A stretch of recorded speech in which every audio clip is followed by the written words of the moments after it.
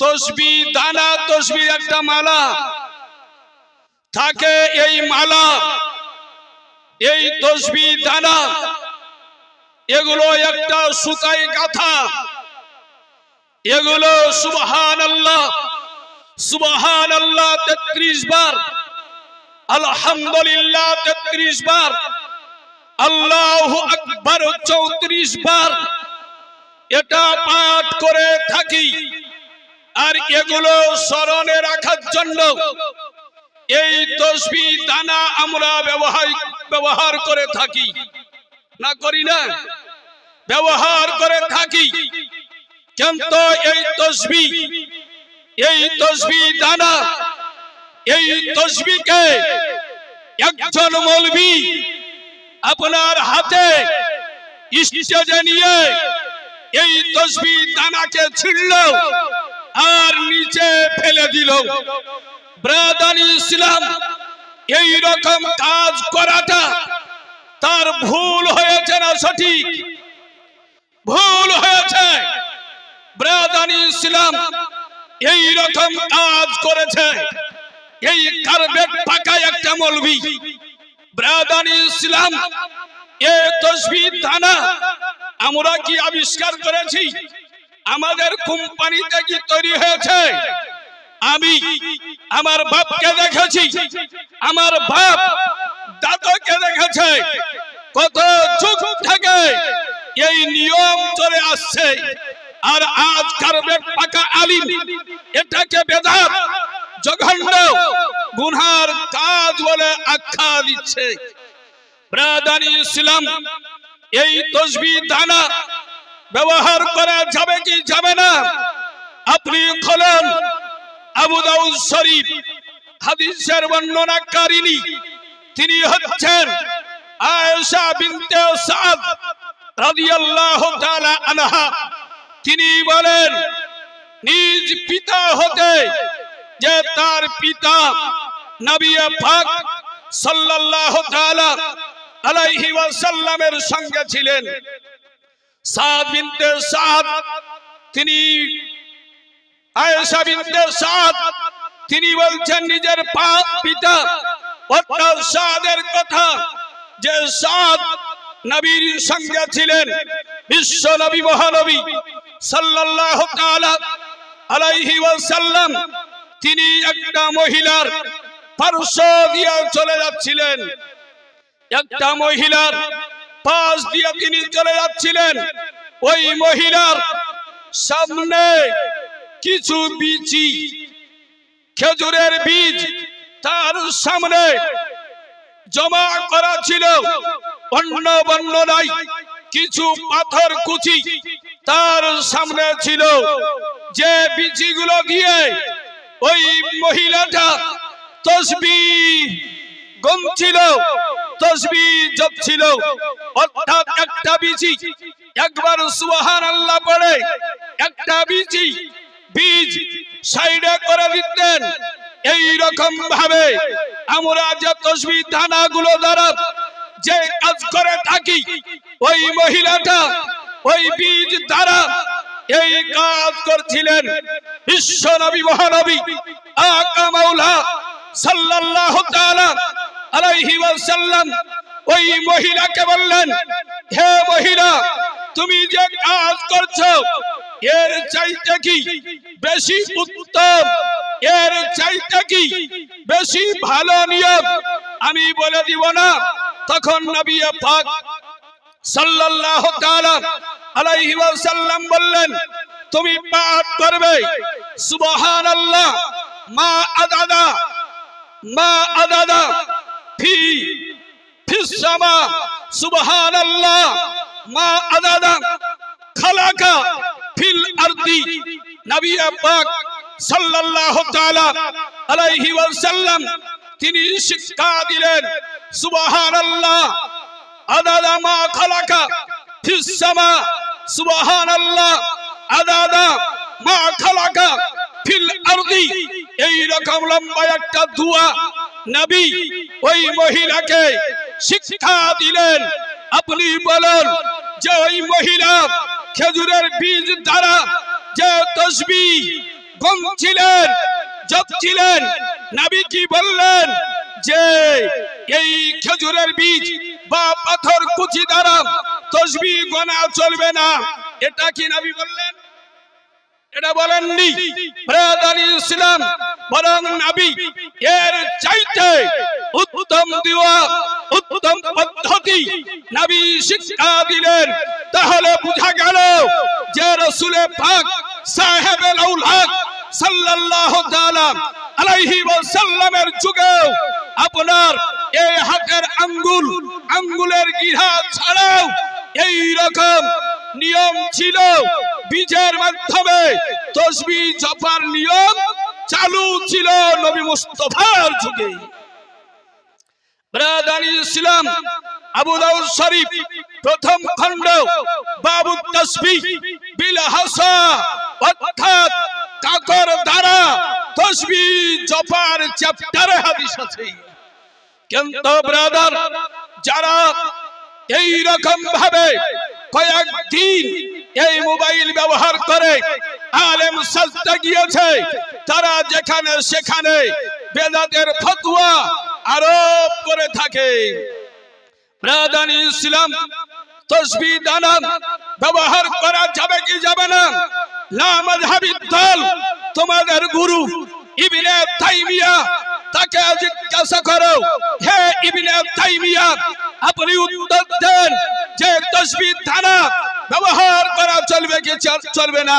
ইবনে তাইমিয়া মাজমুয়ে ফতোয়া ওই কিতাবের মধ্যে এই রকম ফতোয়া প্রদান করেছেন যে তাসবিহ দানা ব্যবহার করা শরীয়তে জায়েজ আছে। ওয়াহাবি, তোমাদের গুরুর ফতোয়া তুমি লক্ষ্য করো, তোমাদের গুরুরাও এই জায়েজের ফতোয়া প্রদান করে রেখেছে। অতএব এই তাসবিহ দানা যেভাবে বেয়াদবির সহিত ছিঁড়ে ফেলেছে, এর জন্য তাকে তওবা করতে হবে। ব্রাদার ইসলাম, এত জঘন্য কাজ এই রকম ভাবে করে গিয়েছে। ব্রাদার ইসলাম, আমি আপনাদের নিকটে আবেদন করি, আজকে এখানে একটা নির্ভরযোগ্য প্রতিষ্ঠানের বাৎসরিক জলসা, মাদ্রাসা আপনাকে আমাকে তৈরি করতে হবে। মাদ্রাসা আপনাকে আমাকে পরিচালিত করতে হবে, মাদ্রাসা চালাতে হবে। এই মাদ্রাসায় 200 শতাধিকের উপর আপনার ছাত্র এই মাদ্রাসায় বর্তমান পাঠরত, পড়াশোনায় তারা লেগে আছে। অতএব আপনি সর্বদিক দিয়ে মাদ্রাসাকে সাহায্য করবেন। ব্রাদার ইসলাম, আজ যে দিনটি, এদিন হলো শাবানুল মুআজ্জাম মাসের 2 তারিখ।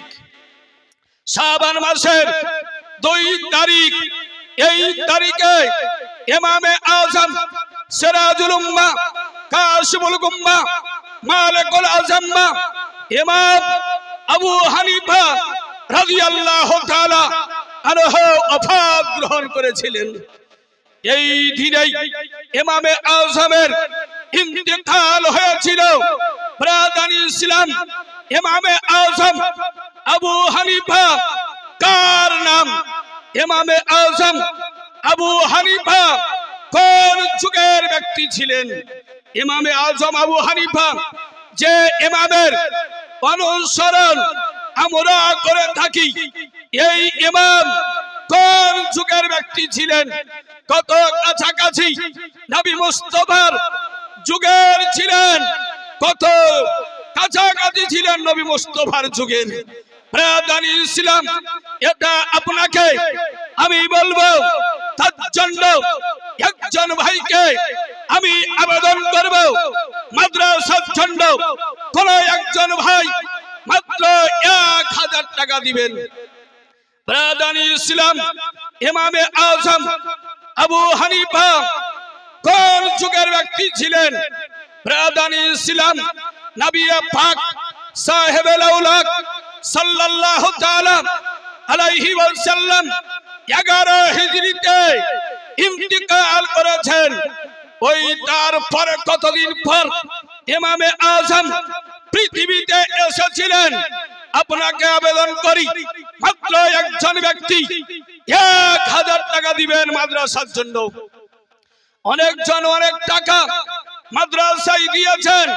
কোন একজন ভাই যদি পারেন মাত্র 1000 টাকা, যদি এটা সম্ভব না হয়, মাদ্রাসায় বোর্ডিং চালু আছে, 1 বস্তা চাল দিবেন, 1 বস্তা চাউল দিবেন মাদ্রাসার জন্য। আপনার নিকটে চেয়েছি, মাদ্রাসা আপনি ইন্তিকাল করলে কবরে এর নেকি আপনি স্বচক্ষে দর্শন করবেন। একজন চাচা 1000 টাকা দিয়েছেন মাদ্রাসার জন্য। একজন ভাই হবে না যে আপনি 1 বস্তা চাল দিবেন, যে চাউল রান্না করে ছাত্ররা আপনার খাবে আর কোরআনে কারীম তেলাওয়াত করবে। একজন ভাইকে আবেদন করি, কি নাম? ইব্রাহিম শেখ, তিনি দিয়েছেন 1 বস্তা চাউলের দাম। 1 বস্তা চাউল দিবেন মাদ্রাসায়। আর কোন ভাই হবে না, কোন একজন মা, আপনাকে আবেদন করি 1 বস্তা চাউল মাদ্রাসার জন্য। কি নাম? ব্রাদার ইসলাম, মাদ্রাসার জন্য চাউল আর একজন ভাই দিয়েছেন 1 বস্তা। বদিউজ্জামান সাহেব 1 বস্তা চাউল দিয়েছেন। ব্রাদার ইসলাম, আর কোন ভাই যদি থাকেন 1 বস্তা চাউল। আল্লাহ বিদ্রুন ইউহিব্বুল বিদ্রা, আল্লাহ বিজড়কে পছন্দ করেন, বিজড়কে আল্লাহ পছন্দ করেন। একজন ভাই 1 বস্তা চাউল। কোন মা যদি পারেন মাদ্রাসার জন্য 1 বস্তা চাউল, তাহলে মাদ্রাসায় আপনি দিয়ে দিবেন, বাড়িয়ে রান্না করে খাওয়ানো হবে। 1 বস্তা চাউল। জম্মুর শেখ রানীতলা থেকে 500 টাকা দিয়েছেন, পাগড়ি পরানোর কাজ হবে। আমি আপনাকে ইমামে আজম সিরাজুল উম্মাহ কাসিমুল গুম্মাহ ইমামে আবু হানিফা রাদিয়াল্লাহু তাআলা আনহু সম্পর্কে বলছিলাম। ইমামে আজম আবু হানিফা রাদিয়াল্লাহু তাআলা আনহু স্বচক্ষে, চামড়ার চোখে আনাস ইবনে মালিক রাদিয়াল্লাহু তাআলা আনহুকে দর্শন করেছেন। কাকে দেখেছেন? আনাস ইবনে মালিক রাদিয়াল্লাহু তাআলা আনহুকে ইমাম আবু হানিফা দর্শন করেছেন।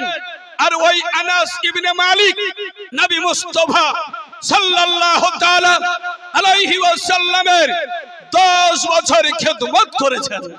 সুবহানাল্লাহ। তাহলে নবী পাক সাল্লাল্লাহু আলাইহি ওয়াসাল্লামের বিশিষ্ট খাদিম আনাস ইবনে মালিক রাদিয়াল্লাহু তাআলা আনহুর সঙ্গে ইমামে আজমের সাক্ষাৎ হয়েছে। আনাস ইবনে মালিক বিখ্যাত একজন সাহাবীয়ে রাসূল, আর সাহাবীয়ে রাসূলকে যিনি দর্শন করেন তিনি হলেন তাবেঈ। আর তাবেঈ সম্পর্কে নবী পাক বলেন, তুবা লিমান রাআনি ওয়া রাআ মান রাআনি। শুভ সংবাদ ওই ব্যক্তিদের জন্য যারা আমাকে দর্শন করেছে, এবং ওদের জন্য শুভ সংবাদ যারা সাহাবীকে দেখেছে। সুবহানাল্লাহ। নারে তাকবীর, নারে রিসালাত, মাসলাকে আলা হযরত হযরত মাওলানা মুফতি সাহেব। ব্রাদার ইসলাম, তাহলে ইমামে আজম আবু হানিফা রাদিয়াল্লাহু তাআলা আনহু একজন তাবেঈ ছিলেন। তাবেঈ কাকে বলে? যিনি ইমানের চোখে সাহাবীকে দেখেছেন তাকে তাবেঈ বলে। নবী পাক সাল্লাল্লাহু তাআলা আলাইহি ওয়াসাল্লাম তিনি বলেন, খায়রুল কুরুনি কারনি সুম্মাল্লাযিনা ইয়ালুনাহুম সুম্মাল্লাযিনা ইয়ালুনাহুম। সবচাইতে উত্তম যুগ হলো আমার যুগ, তারপরে উত্তম যুগ হলো সাহাবীদের যুগ, তারপরে উত্তম যুগ হলো তাবেঈনদের যুগ। তাহলে ইমামে আজম আবু হানিফা রাদিয়াল্লাহু তাআলা আনহু জন্ম হলো সাহাবী যুগে। আর নবী যে তিনটি যুগের প্রশংসা করেছেন, নবীর যুগ, সাহাবীর যুগ, তাবিঈর যুগ, আমাদের ইমামে আজম আবু হানিফা এই তিন যুগের মধ্যবর্তী যুগে জন্মগ্রহণ করেছেন। বেশক বেশক ইমামে আজম আবু হানিফা রাদিয়াল্লাহু তাআলা আনহুকে যারা স্বচক্ষে দর্শন করেছেন তারা তাবেঈন হয়ে গিয়েছেন। ব্রাদানি ইসলাম, ইমামে আজম আবু হানিফা তসহ আরো তিনজন বিখ্যাত ইমাম, ইমামে মালিক, ইমামে শাফিঈ, ইমাম আহমদ ইবনে হাম্বল, এই চার ইমামের মধ্যে কেবলমাত্র আমাদের ইমামে আবু হানিফা তাবেঈ ছিলেন। ইমামে মালিক তাবেঈ ছিলেন না, ইমাম আহমদ ইবনে হাম্বল তাবেঈ ছিলেন না, ইমামে শাফিঈ তাবেঈ ছিলেন না। চার ইমামের মধ্যে কেবল ইমামে আবু হানিফা তাবেঈ ছিলেন। অতএব ইমামে আজম আবু হানিফা রাদিয়াল্লাহু তাআলা আনহু এই সৌভাগ্য অর্জন করেছিলেন। সুবহানাল্লাহ। ব্রাদানি ইসলাম, ইমামে আজম কার নাম? এই ইমামে আজম আবু হানিফা রাদিয়াল্লাহু তাআলা আনহু সম্পর্কে ইমামে মালিক রাদিয়াল্লাহু তাআলা আনহু তিনি বলেন, ইমামে আবু হানিফা রাদিয়াল্লাহু তাআলা আবকাহে জামানা, যুগের মধ্যে সব চাইতে বড় আলিম ইমামে আজম আবু হানিফা ছিলেন। সুবহানাল্লাহ। ইমামে শাফিঈ রাদিয়াল্লাহু তাআলা আনহু তিনি বলেন, প্রত্যেকটা মুজতাহিদ ইমামে আবু হানিফার মাকতাবের ছাত্রের নেই। সুবহানাল্লাহ। নারে তাকবীর, নারে তাকবীর, নারে রিসালাত, নারে রিসালাত। মুনাজিরে আহলে সুন্নাত, মাসলাকে আলা হযরত, উলামা আহলে সুন্নাত, দ্বীন ইসলাম, মাসলাকে ইমামে আজম আবু হানিফা। নারে হায়দারি, নারে তাকবীর, নারে রিসালাত। ব্রাদানি ইসলাম, ওই ইমামে আজম আবু হানিফা রাদিয়াল্লাহু তাআলা আনহু ওয়া আরদাহু আন্না। ইমামে আবু হানিফা কার নাম?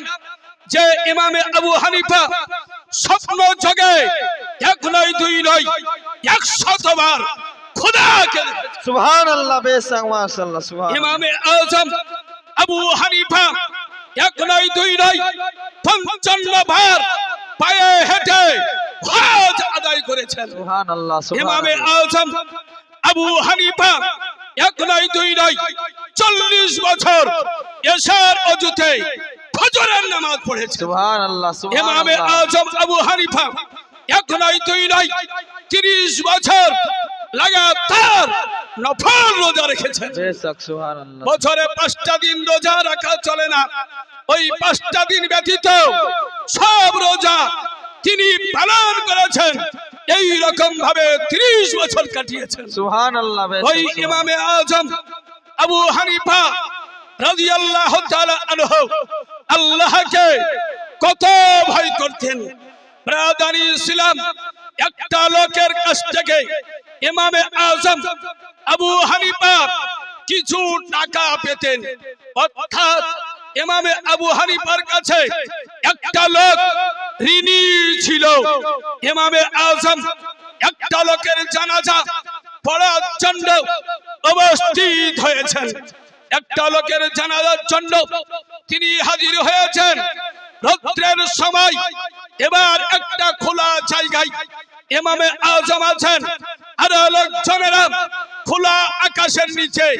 এবার যখন লাশ আসতে দেরি হলো, প্রস্তুত হতে কিছুটা বিলম্ব এক এক করে লোকজনেরা তার পার্শ্বে একটা বাড়ি ছিল, ওই বাড়ির দেওয়ালে কিছুটা ছায়া ছিল।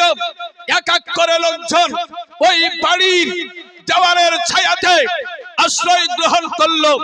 ওই ছায়াতে একটু আরামের জন্য এক এক করে সবাই চলে গেল।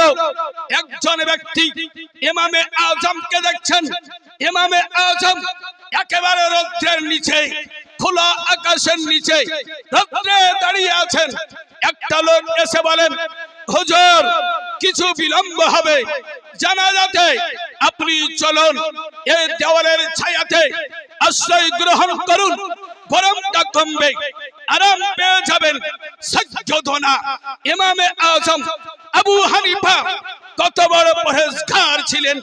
তিনি বলছেন, শোনো, আমি এই দেওয়ালের ছায়া ব্যবহার করতে পারবো না, এই দেওয়ালের ছায়া আমি ব্যবহার করতে চাই না। লোকজনেরা বলল, আপনি কেন এই দেওয়ালের ছায়াতে আশ্রয় গ্রহণ করতে চাইছেন না? এই ছায়াতে কেন আরামের জন্য দাঁড়াতে চাইছেন না?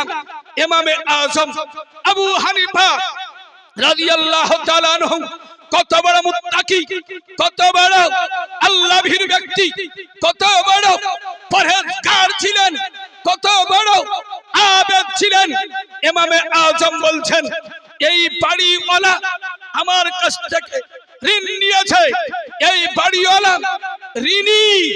এবার ওই ব্যক্তির কাছে কিছু টাকা আমি পাবো। এবার ওই ঋণী ব্যক্তি দেওয়ালের ছায়া যদি আমি ব্যবহার করি, কাউকে ধার দিয়ে তার কাছ থেকে উপকার নেওয়া চলে না।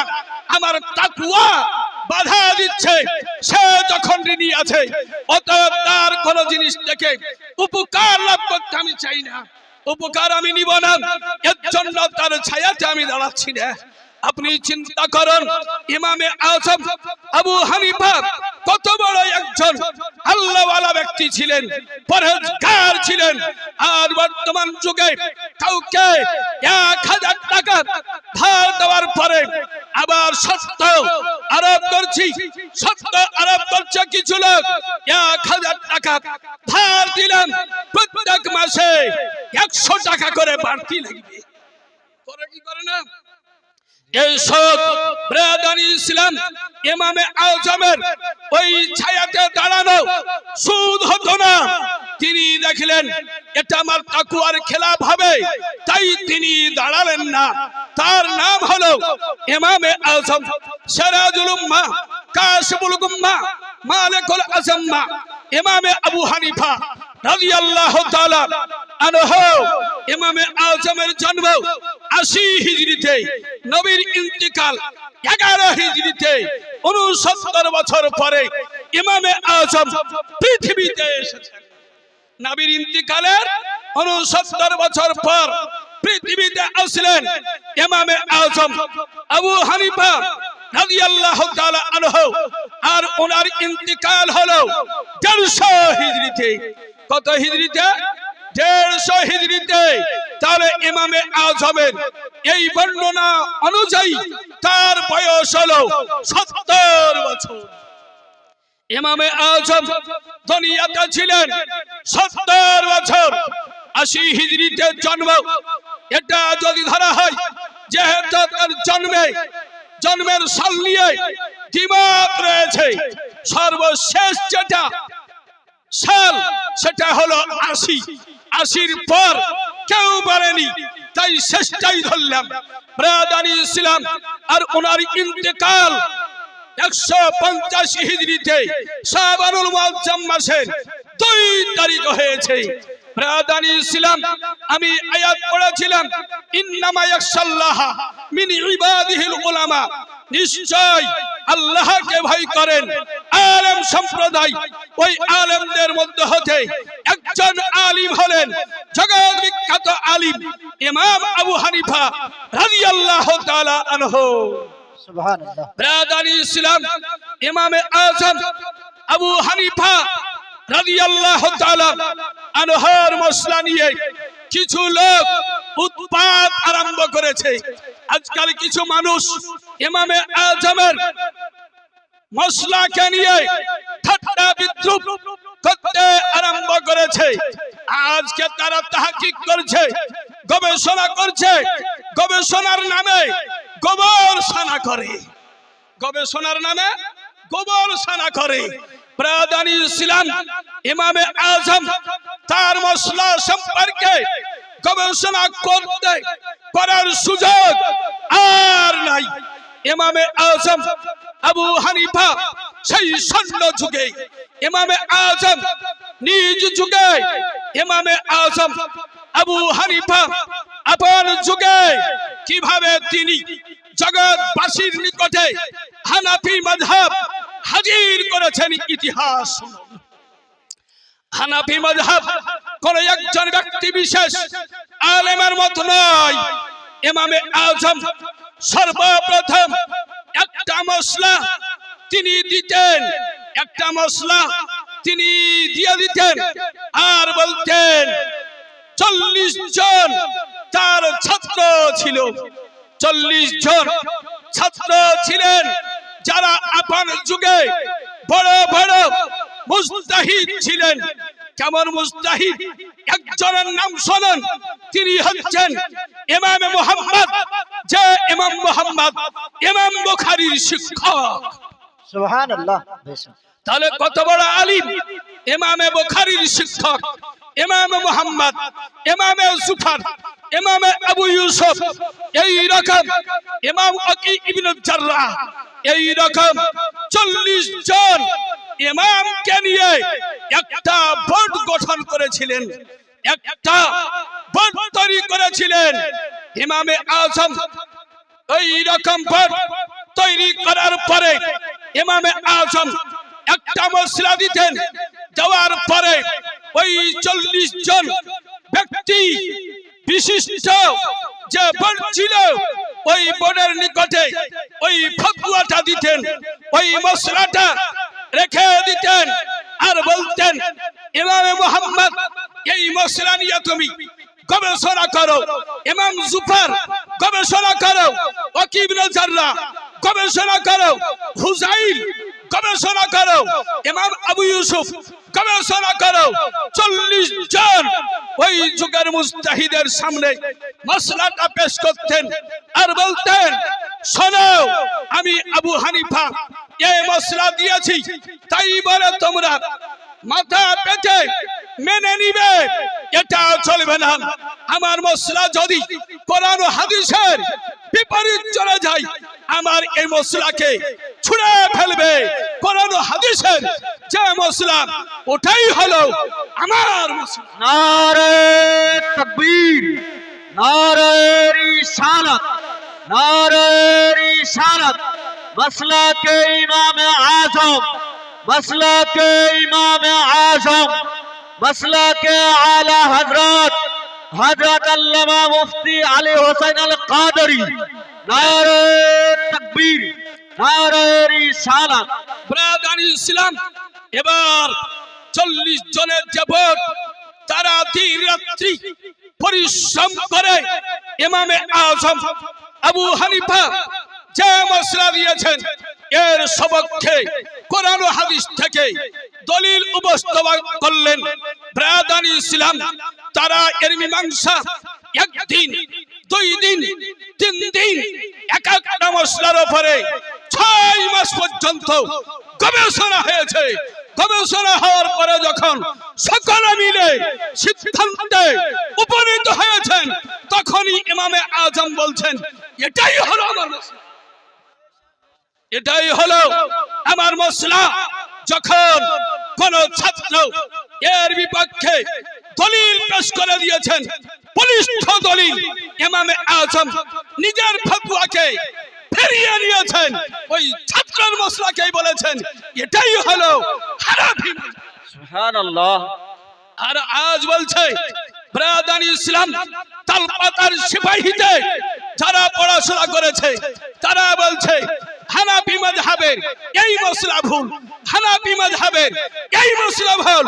জগতের লা মাযহাবিকে চালাক করতে চাই, হানাফি মাযহাবের কোন মসলাটা এই রকম আছে যে মসলার সপক্ষে কোরআন ও হাদিস ইজমা কিয়াসের কোন রকমের দলিল নাই, এই রকম করো হানাফি মসলা হাজির করো। আমি মৌলভী আলী হোসাইন আইম্মা কেরামের কিতাব থেকে দলিল হাজির করে দেব। ব্রাদানি ইসলাম, আমি তো একটা সাধারণ মৌলভী।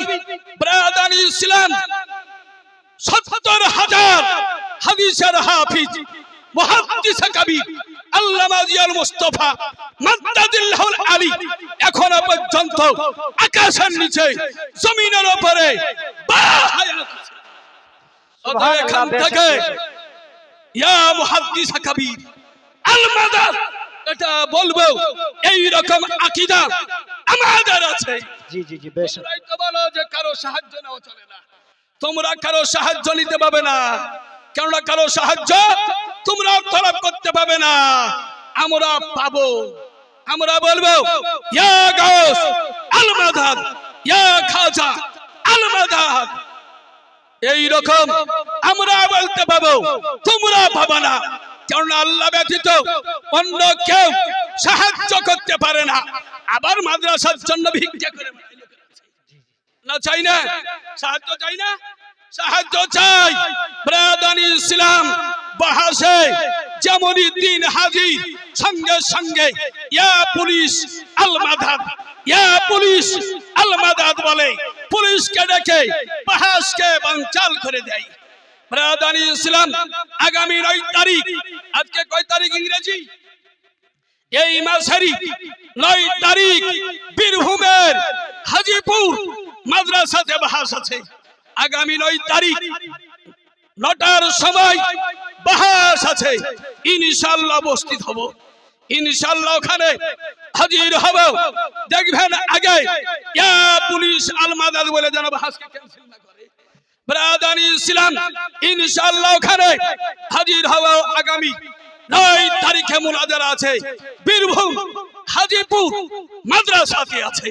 অতএব ব্রাদানি ইসলাম আপনাদের নিকটে আমি আবেদন করি, ইমামে আযম আবু হানিফার যে মাযহাব, এ মাযহাব কত অটুট মাযহাব, এ মাযহাব কত মজবুত মাযহাব, হিমালয় পাহাড়কে হিলানো সম্ভব হতে পারে। হানাফি মাযহাব হিমালয় পাহাড়ের চাইতে বেশি মজবুত মাযহাব। সুবহানাল্লাহ বেশ। ব্রাদানি ইসলাম আমি আপনাদের নিকটে আবেদন করি, হানাফি মাযহাবে ছিলেন, এখনো হানাফি মাযহাবে আছেন, হানাফি মাযহাবের উপরে অটুট থাকার চেষ্টা করুন। কোন জায়গায় যদি কোন হানাফি মাযহাবের কোন মসলার উপরে কেউ হস্তক্ষেপ করে, ভুল বলতে চাই, ইনশাআল্লাহ উলামায়ে আহলে সুন্নাত রেডি আছেন, তৈরি আছেন, তৈয়ার আছেন, প্রস্তুত আছেন মুনাজারা করার জন্য। আপনারা কল করবেন, ডাকবেন, আহ্বান জানাবেন, উলামায়ে আহলে সুন্নাত জিন্দা আছে।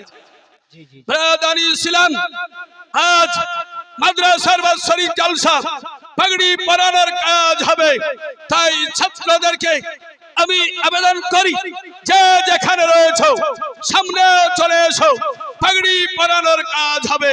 আমি চেয়েছিলাম সেই দিন তোমরা ফসলের হক আদায় করো, এর নাম হলো ওসুর। অতএব ব্রাদানি ইসলাম আদায় করতে হবে, ওসর দিতে হবে। একজন ভাই হবে না, মাত্র 1 বস্তা চাউল